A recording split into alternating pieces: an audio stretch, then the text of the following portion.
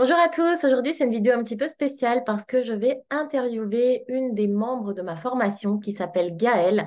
Gaëlle, c'est une professeure de yoga et étant donné qu'elle s'est formée au design humain avec moi, désormais elle est également guide en design humain. Et ce qui est intéressant dans ses accompagnements, c'est qu'elle fait des véritables liens entre justement le design humain et le yoga. Je vous laisse découvrir tout ça dans cette vidéo.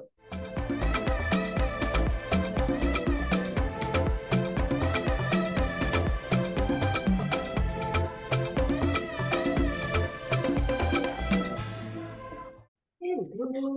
Hello, ça va? Ça va et toi? Ouais, ça va, tu m'entends bien? Oui, et toi? J'ai l'impression que oui, peut-être un peu loin. Attends, je vais voir si je peux Écoute, monter. je peux rapprocher parce que j'ai un vieil ordinateur. Ça va, il a une bonne image quand même pour un... Ou c'est Ouais? webcam, non?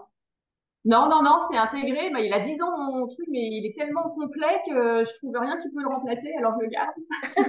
D'accord, bon, bah, c'est cool. Ok, bah, du coup, bah, merci déjà Gaëlle d'avoir accepté la proposition que je t'ai faite, en tout cas pour notre visio d'aujourd'hui. Eh Euh, ben, du, avec plaisir. Du coup, le but, bah, ça va être que, en gros, bah, que tu te présentes, notamment au point de vue professionnel, que tu me parles aussi de ton lien avec le design humain, comment tu as découvert ça, pourquoi tu as décidé de te former, comment la formation du coup, que tu as fait avec moi aussi peut t'aider actuellement, peut-être dans ton activité professionnelle. Donc voilà, dans les grandes lignes. Bah voilà, tu peux commencer déjà à te présenter. Ok, ça marche. Et puis, bah, de toute façon, après, je te laisse poser des questions si j'ai oublié des choses. Ouais. Alors, du coup, moi, je suis Gaëlle. Je suis actuellement professeure de yoga et du coup, bah, guide Human Design. Alors mon parcours, en fait, j'ai travaillé pendant 20 ans dans l'industrie de la parfumerie au niveau de la création. Et pour avoir connu le surmenage et avoir du coup décidé de changer de carrière, aujourd'hui, je m'adresse essentiellement aux femmes, parce que c'est souvent des femmes qui viennent vers moi, mais je suis pas fermée, à des femmes du coup surmenées et en recherche de sens dans leur vie.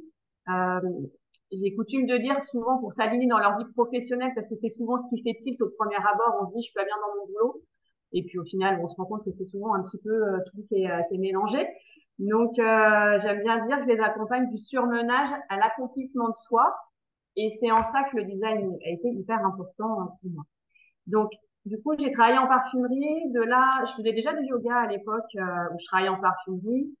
Vraiment, à un moment, moi, ce que j'aimais dans la parfumerie, c'était travailler dans mon petit labo, en fait, avec les huiles essentielles, faire les mélanges de produits pour faire les parfums. Et j'étais vraiment dans mon élément et j'ai toujours voulu faire ça quand depuis que j'étais petite. Puis, bah, j'ai eu la chance qu'on me propose d'évoluer au sein de cette entreprise, ce qui était une très grande chance maintenant que je connais mon design, parce que je suis projecteur, donc j'ai eu la chance d'être reconnue dans mon entreprise. Sauf que j'ai fini dans un bureau et finalement, bah, c'était pas ce qui me convenait. Donc, bah, la pression s'est accumulée un peu malgré moi, parce que j'avais l'impression d'être encore dans mon élément et finalement, je ne comprenais pas pourquoi ça me plaisait plus. Et puis, bah, à force, le corps a fini par craquer. Et c'est du coup par le corps aussi que j'ai voulu remonter la pente. C'est-à-dire que je me suis tournée plus vers le yoga parce que j'en faisais déjà, donc j'en ai fait un peu plus. Et j'ai découvert du coup bah, que le yoga, c'était pas qu'une pratique physique, qu'il y avait aussi de la philosophie derrière, qu'il y avait plus de choses que on n'abordait pas forcément en cours. Et j'ai eu envie de me former pour découvrir tout ça en fait. Qu'est-ce que c'était que cet art de vivre du yoga? Et quand j'ai découvert tout ça, je me suis dit, mais en fait, il faut que je me forme pour aussi, moi, apporter ça aux gens et pouvoir transmettre à la fois cette sérénité qu'on peut accueillir, enfin, qu'on peut avoir, et puis aussi les petites choses qu'on peut changer dans sa vie finalement pour aller mieux au quotidien.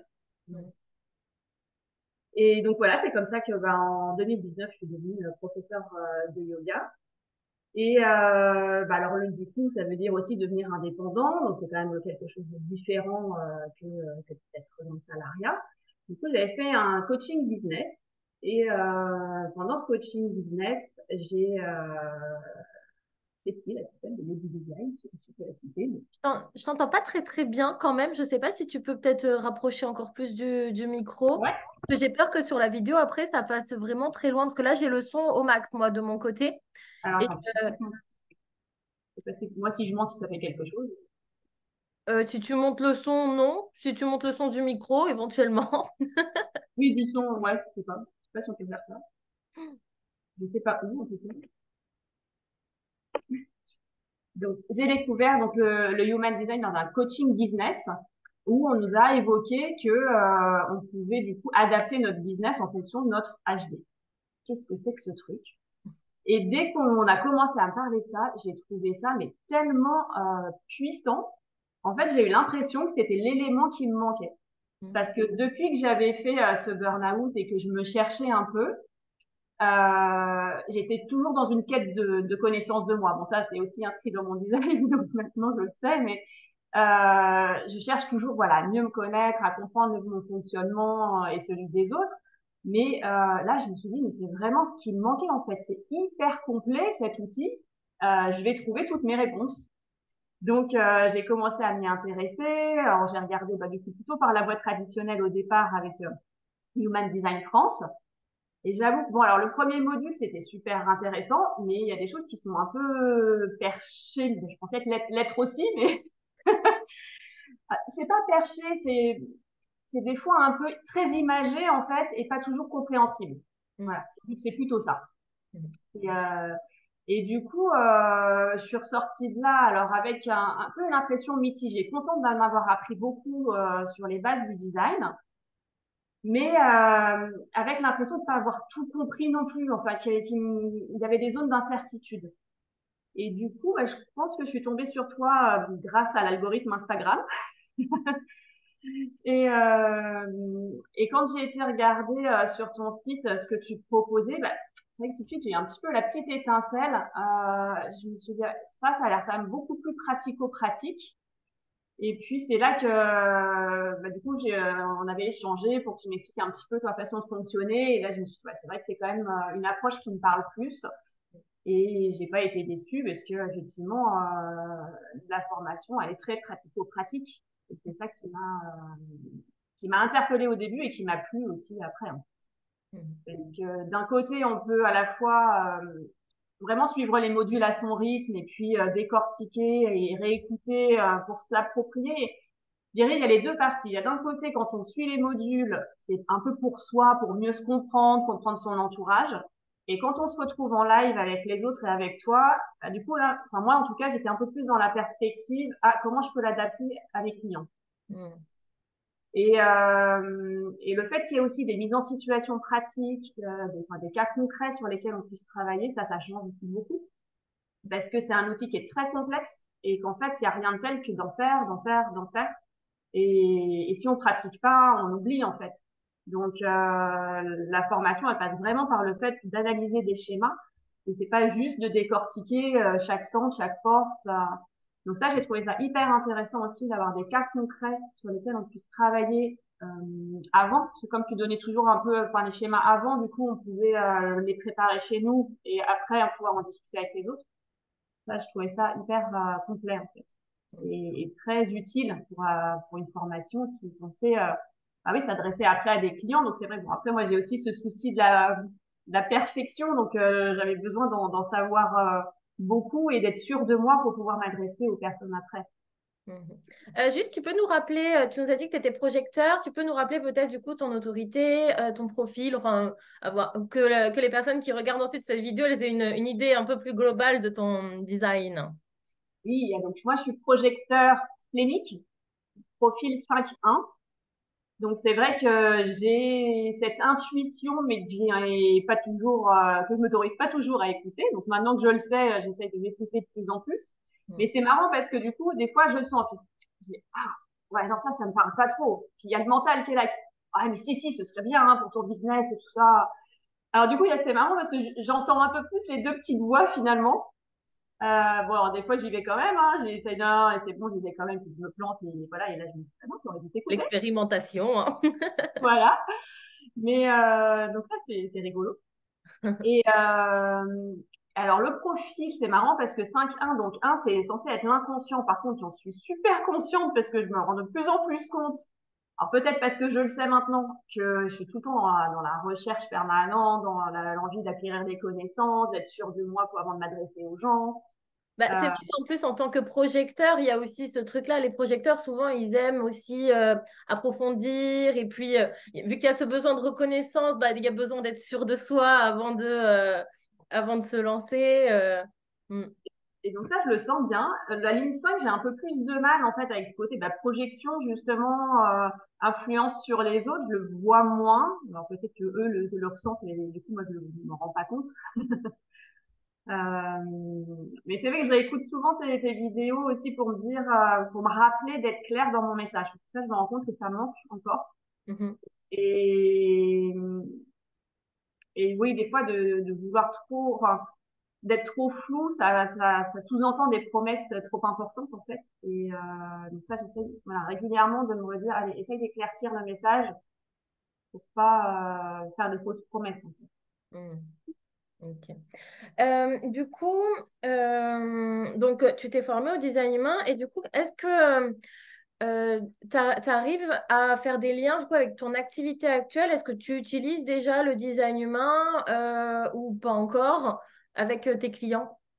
Oui, alors j'ai commencé au tout début à faire que les lectures seules, parce que du coup, comme j'en avais parlé autour de moi, les gens étaient curieux et du coup j'ai fait que des lectures seules. Et, et en fait, j'ai une élève qui a eu des soucis de santé, mais qui voulait continuer le yoga. Elle était en cours collectif. Et du coup, elle m'a dit, j'aimerais bien avoir des cours particuliers. Et en même temps, elle voulait faire son design. Et du coup, je lui ai dit, bah, écoute, si tu veux, je te propose un accompagnement où je mélange les deux. Et Mhm. donc, c'était la première fois. Et en fait, on a travaillé sur chaque centre. C'est-à-dire que c'était un peu comme si avec le yoga, je pouvais aider à déconditionner les centres, en fait. En tout cas, à équilibrer. Ah ouais, d'accord. Puisque bah, ça se rapproche des chakras, forcément. S'il y en a, voilà, quand il y en a deux de Eh oui. plus. Mais donc, du coup, on a travaillé première séance sur ce qui est générique, enfin, le type, l'autorité, la stratégie. Et après, on fait une séance par centre où je lui décris bah, son centre, sa façon de fonctionner à elle en fonction de ses forces. Et en fonction de ça, bah, j'adapte la séance de yoga. Donc, soit c'est des postures, soit c'est plus de la respiration, soit c'est plus de la méditation, en fonction de ce qui ressort dans son design, pour essayer d'équilibrer. Et le but, en fait, c'est que elles repartent avec des outils pour gérer soit la pression mentale, soit le stress, soit ses vagues émotionnelles, soit ses Mhm. peurs. Voilà, en fonction de chaque centre. D'accord, ouais, intéressant ce lien de faire avec le yoga. Et c'est vrai que bah, dans le yoga, bah, on travaille aussi sur l'alignement des chakras en quelque sorte, hein. Donc, ouais, c'est intéressant de faire ce lien-là à la fois du corps et puis à la fois avec ben, la science du design humain qui nous apporte des outils, entre guillemets, même des questionnements, des prises de conscience pratico-pratiques euh, pour chaque centre avec le soi et le non-soi, du coup, qui peut nous permettre de voir si on est aligné ou non dans l'énergie de ce centre. Ouais, et puis moi, ça me parle vraiment parce que, en fait, comme je passe toujours par le corps, en fait, ça a été ma première approche. Bah, le design, on le ressent dans son corps aussi. Mm. Bah, surtout quelqu'un de sacral, par exemple, il va vraiment le sentir en lui, si c'est un oui ou si c'est un non. Donc, je pense qu'il y a vraiment aussi cette volonté de les reconnecter à leur perception corporelle pour décrypter en fait le langage du corps et qu'elles se rendent compte, bah tiens, ton intuition, toi, elle te parle comme ça. Ton sacral, toi, il te parle comme ça. Donc, c'est en fait essayer aussi de les faire revenir dans leur corps pour qu'elles comprennent bah, comment s'exprime leur design en elles en fait. Bah ouais, carrément. Et toi, est-ce que, du coup, enfin, la formation au design humain, t'avais fait, toi, le programme business aussi ou pas? Non, Le programme business, tu l'as pas fait. Je voulais savoir si toi, est-ce que ça t'a aidé, en plus du fait de réussir, du coup, à l'utiliser avec tes clients ben, dans tes accompagnements, est-ce que toi, en tant que personne, le fait de connaître mieux ton design bah, par le biais de la formation notamment, est-ce que ça t'a aidé aussi dans ta pratique professionnelle pour mieux communiquer, mieux, entre guillemets, trouver des clients dans ta pratique, voilà, pour que ce soit au niveau du marketing ou tout simplement dans ta pratique professionnelle tout court. oui. Alors après, est-ce que je le mets vraiment en pratique? Je suis pas sûre, mais en tout cas, j'ai la théorie. Mais oui, pour la définition de ma cible, pour ma façon de communiquer en général, mais ça par contre, j'ai du mal à le mettre en pratique. Mais je sais qu'il faut que je me montre. que je montre comment ce que moi je fais au quotidien en fait pour que les gens puissent être attirés. Mm. Mais bon, ça, je pense que c'est un autre souci, c'est qu'il faut oser se montrer, il faut oser se dire, bah, qu'est-ce que je dois montrer, qu'est-ce que je ne peux pas montrer, voilà, ça amène d'autres questionnements. Mais effectivement, pour la communication, la façon d'interagir, euh, c'est vrai que là, j'ai retrouvé, on m'a recontacté pour des huiles essentielles et du coup, c'est vrai que j'aime beaucoup ça puisque ça a été mon métier de départ. Mais c'est de la vente en MLM et j'ai toujours été un peu réticente avec ça. Alors, d'un côté, je suis tiraillée parce que j'aime beaucoup les produits, je trouve ça très très bien. Mais je vais pas être du style à aller chercher des clients en envoyant un message à tout le monde en disant voilà, je vends ça et je sais que ça marchera pas en fait. Bah ouais, en tant que projecteur, c'est vrai que d'aller cibler les clients un par un, ça peut être ressenti comme un peu agressif et ça ne suit pas forcément ta Voilà. stratégie. Mm. Donc là, je suis un peu partagée en me disant, bah oui, j'ai envie de partager ça, mais il faut pas que je le partage de cette façon-là, parce qu'en général, c'est souvent ce qu'on me dit, bah faut que tu contactes chacun, et je dis, bah non, Et ça ouais. va pas être, juste pas être possible, et puis je le sens pas du tout, quoi. Ouais, bah surtout si tu le sens pas en plus, parce que c'est vrai qu'un projecteur, souvent on dit, oui, sa stratégie, c'est attendre l'invitation, donc il faut qu'il initie rien. Mais en vrai, s'il est déjà reconnu dans un domaine et qu'il n'y a pas son besoin de reconnaissance qui risque de dégringoler à chaque fois qu'il se prend un refus, en vrai, il peut, hein. Moi, j'aime pas trop cette limitation d'empêcher les projecteurs d'initier absolument. Mais c'est vrai qu'après, si en plus tu le sens pas, que ton splénique, il le sent pas. Ben, et en plus, la stratégie du projecteur, c'est vrai que le combo, ça veut dire non, Ouais. c'est pas fait pour toi. Pas de Mais cette c'est vrai que c'est utile personnellement dans le business, en tout cas, ouais, clairement. façon. Du coup, est-ce que tu peux clarifier ce que tu fais? Parce que du coup, j'ai l'impression qu'il y a quand même pas mal une petite palette d'outils différents dans tes accompagnements. Donc, il y a le yoga, donc ça se fait que en présentiel, j'imagine, ou tu fais en ligne aussi? Non, je le fais en présentiel. Mhm. Il y a le yoga, donc maintenant il y a le design humain, les huiles essentielles aussi. L'huile essentielle, c'est tout neuf. Hein, c'est juste là pour l'instant, je le fais pour moi et je les utilise en fait dans mes ateliers méditation, en diffusion. On a fait une méditation olfactive, par exemple mardi. On a travaillé sur transformer le négatif en positif. C'était pour la pleine lune. Et donc du coup, on a fait une méditation olfactive sur des notes d'agrumes, par exemple, pour ramener un peu de joie, de positivité. Donc, je les utilise, pour l'instant, je les utilise plus pour moi ou dans mes ateliers. L'idée, ce serait aussi de les utiliser pour la gestion des émotions, Mhm. en accompagnement individuel. Voilà. Et après, bah, si ça se développe par ailleurs, enfin, voilà, la vente des huiles essentielles, mais c'est pas mon projet.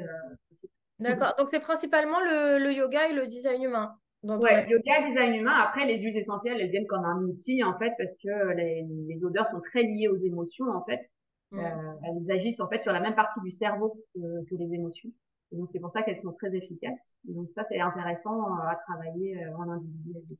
Carrément, j'avais vu un article une fois sur un lien également, des liens qui se font entre le design humain et les huiles essentielles. Je ne sais pas si c'était sur le groupe de design humain sur Facebook. Et j'ai trouvé que c'était assez intéressant. Je sais plus si c'était les huiles essentielles ou les fleurs de bac. Peut-être que Ah, ça peut être les fleurs de bac parce qu'elles sont très liées aux émotions aussi. voilà, et je crois en fonction, c'était justement soit avec par rapport au centre énergétique. Alors, je me suis pas penchée plus que ça sur le sujet parce que je bosse pas spécialement avec les huiles essentielles, mais je trouve qu'il peut y avoir des liens intéressants à faire aussi. Oui, oui, bah, les huiles essentielles, effectivement. Alors du coup, bah, le laboratoire d'Otera avec lequel je travaille, ils ont un kit justement avec une huile essentielle par chakra. Donc, du coup, Ah ouais, on retrouve les centres énergétiques. d'accord. Ah ouais, intéressant du coup. Ouais, ouais, ouais. Un petit combo intéressant. Et du coup, tu te situes où? Parce que du coup, s'il y a des personnes qui regardent la vidéo et qui veulent faire un cours de yoga en même temps human design, il vaut mieux qu'ils soient proches de chez toi et qu'ils sachent où tu es au moins. Alors moi, je suis à Triel-sur-Seine, une petite ville à côté de Poissy, dans l'ouest parisien. D'accord, ben, moi je suis née à Poissy et j'avais Ah, habité bah, à... Non, mon père il travaillait à Triel, je crois. Je sais ah, plus. bah, c'est pas Ouais. si petit ça. Ben, en fait, je me rappelle avoir beaucoup entendu le nom de cette ville chez moi par mon père. C'est marrant. J'étais petite, hein, donc, mais du coup, moi, ça me parle, cette ville. Ok, bah cool, top. Je pense que j'ai regardé un petit peu le listing. Alors, je t'ai pas posé beaucoup de questions parce que j'ai l'impression que toi-même, tu enchaînais, tu répondais à toutes les questions de toi-même, mais j'ai l'impression qu'on a fait un petit peu le tour de ce que je voulais te demander. Je Bah, rejette un dernier j'avais revu un petit peu tes questions, du coup, ouais, je les avais un peu en tête. conseil de accompagnement. Euh, Bah, j'ai l'impression que c'est OK. En tout cas, que tu m'as fait un retour. Moi c'est ce que j'attendais. En tout cas, du coup, que tu me parles notamment de ton Bah activité, oui, des liens que tu faisais avec le design humain, comment tu arrivais à faire ce combo. Donc, pour moi, c'est OK. Si tu veux rajouter quelque chose, n'hésite pas, c'est avec plaisir. bah, et de ta formation, surtout, est-ce que tu as des infos? C'est bon, tu as suffisamment d'infos sur ta formation? Bah, si tu veux me dire peut-être un commentaire global sur la formation, mais enfin, c'est vrai que tu as déjà dit que c'était assez pratico-pratique, que c'est ça qui t'avait plu, tout ça. Oui. Si tu as un dernier mot à dire là-dessus, c'est avec plaisir aussi. Et ben, je dirais alors, convivialité, c'est peut-être pas le mot, mais communauté. Mm, Je trouve que le fait d'avoir une communauté présente en permanence, parce que finalement, ce qui est aussi intéressant, c'est de pouvoir accéder aux futures sessions, en fait. mm. C'est qu'une fois qu'on est rentré dans la formation, finalement, on a accès quasiment en permanence À à quelque toi, chose. en posant des questions et aux vidéos live de chaque autre session. Donc ça, c'est aussi intéressant. Ça fait un peu de la formation continue, quoi. Et Bah ça, ouais, c'est hyper c'est ça. En intéressant. fait, moi, au début, ce que j'avais peur, c'est que, bah oui, ça peut se faire les deux, trois, quatre premières promos, mais après, je me dis, s'il y a tout le monde qui vient à tous les lives, en quelque sorte, les personnes de la session actuelle, elles sont un petit peu désavantagées. Mais en fait, non, enfin, je trouve que enfin, ça fait bien les choses parce qu'il y a des personnes bah, à qui ça n'intéresse pas du tout d'accéder au live. Il y en a qui n'ont pas fait les lives de leur session à eux, mais qui font les lives des sessions d'après. Et au final, les choses se font qu'on est toujours un nombre cool. On est à la fois assez et à la fois on n'est jamais trop non plus, quoi. Donc, Oui, puis moi, par exemple, je les regarde souvent en replay, en fait. hmm. Je le fais rarement en live. Oui, Mm. voilà. Et puis c'est vrai que ça permet malgré tout, même si on regarde, même si on participe pas au live, bah, ça permet quand même de poser les questions. Et quoi qu'il en soit, même si vous n'êtes pas dans le live, bah, j'y réponds et vous y accédez aux réponses en replay, quoi. Mm, mm. Mais ça, c'est bien pour la formation continue. Ok, bah, en tout cas, merci beaucoup. Quoi qu'il en soit, du coup, en dessous, bah, je vais mettre tes coordonnées de ton site internet. Alors, sur YouTube, je vais mettre juste un seul des liens, comme je t'avais dit. Mais après, ailleurs, enfin, si en tout cas je publie la vidéo, par exemple, sur une de mes newsletters ou autre, je mettrai absolument tous les liens que tu souhaites. Et bah, Merci voilà. beaucoup. Merci. Tu veux que je t'envoie les liens? Je sais plus, je te les ai donnés ou pas? Enfin, Bah, tu me tu as les besoin? envoies par écrit sur Telegram ou autre. Ok.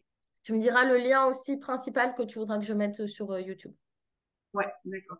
Ah, merci beaucoup. Et puis, bah, écoute, longue vie à ta formation. Écoute, je crois que ça marche plutôt bien, là. Merci, C'est oui, chouette. oui, merci beaucoup. Et bah, de toute façon, on reste en contact et s'il y a quoi que ce soit, on est là. Avec plaisir. À bientôt. Bye Gaëlle, merci à toi.